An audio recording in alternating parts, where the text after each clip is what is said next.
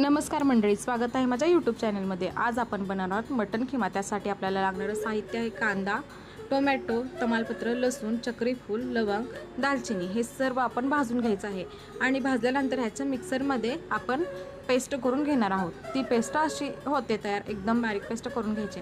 त्याच्यानंतर तेल गरम केलेलं आहे, तेलामध्ये आपण टाकणार आहोत कढीपत्ता। कढीपत्ता तडतडल्यानंतर त्या तेलामध्ये आपण टाकणार आहोत आलं आणि लसूणची पेस्ट। त्याच्यानंतर आलं लसूण पेस्ट चांगली अशी भाजल्यानंतर त्याच्यामध्ये आपण जे तयार केलेलं वाटण आहे ते टाकणार आहोत। ते वाटण देखील आपण व्यवस्थित भाजून घ्यायचं, जेणेकरून त्याला असं कढईला तेल सुटलं पाहिजे। त्याच्यानंतर त्याच्यामध्ये 4 मिरच्या टाकून घेणार आहोत आपण, त्या देखील आपण व्यवस्थित परतून घेणार आहोत चवीनुसार। आणि आपल्या तिखट कसं खातो आपण त्याच्यानुसार आपण त्याच्यामध्ये घरगुती चटणी ॲड केलेली आहे। त्याचा देखील तुम्ही बघू शकता कलर किती छान येतो आणि त्याचा कलर कसा चेंज होतो।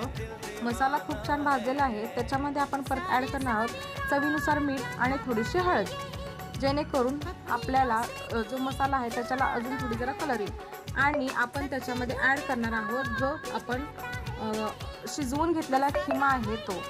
बघू शकता तुम्ही किती छान खिम्याला असा कलर आलेला आहे, एकदम स्पायसी असा। खूप छान हा खिमा झालेला आहे। हा खिमा तुम्ही भाकरीसोबत किंवा चपातीसोबत खाऊ शकता। थँक्यू।